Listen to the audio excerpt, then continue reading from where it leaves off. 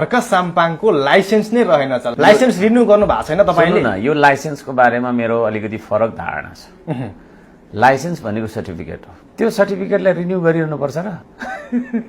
फेरि विधि बनाउने ठाउँमा तपाईँ सुन्नु न, त्यो सबै गलत कुराहरू छ। कुरा बुझ्नुभयो नि? लाइसेन्स भनेको तपाईँको सर्टिफिकेट हो। तपाईँ अब विभिन्न लेभलमा तपाईँ पढ्दै जानुहुन्छ, त्यो सर्टिफिकेटलाई तपाईँले फेरि रिन्यू गरिराख्नु पर्छ।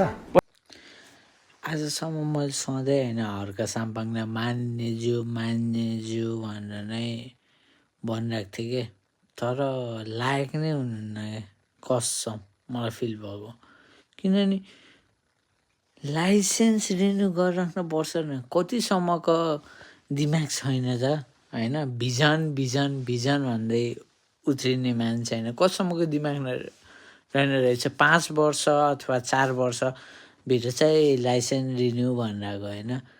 थाहा किन हो लाइसेन्स रिन्यू गर्ने भनेको? किनकि कति मान्छेको भिजनमा ब्लरनेस आएको हुन्छ, कतिजना अपाङ्ग हुनुहुन्छ, भगवान् नगरे कसैलाई पनि नहोस् होइन, तर कतिजना कति कुरा हुन्छ। त्यो कारणले हो नि त लाइसेन्स रिन्यू गर्ने। कि एउटा सर्टिफिकेट हो, यहाँ के 12को इक्जाम दिएको सर्टिफिकेट हो, एसएलसीको इक्जाम दिएको सर्टिफिकेट हो भनेर बसेर हुन्छ। कस्तो कुराहरू कि एउटा मान्छेको लाइफ डिपेन्ड गर्छ थाहा ड्राइभिङ लाइसेन्सले। अझै यस्ता मान्छेले होइन, अनि त्यसपछि के भन्ने नि, ओहो म देशको भिजन भित्रको भिजन ऊ गर्छ। एउटा होइन लिट्रेसी भनेको लिटरली नै पनि छैन क्या मान्नेज्यू हजुरमाथि होइन। होला मैले सधैँ रेस्पेक्ट गरेर हजुर भन्दा हजुरमाथि होइन 1% लिट्रेसी छैन क्या। पहिला होइन आफूले के बोलेछु के गरेछु होइन, के कुरामा चाहिँ अन्तवार्ता दिइरहेको छु त्यसको नि एउटा कमन सेन्स छ। हुन त को मान्छेसँग कमन सेन्सको कुरा लाग्यो जो चाहिँ नन सेन्स हो क्या।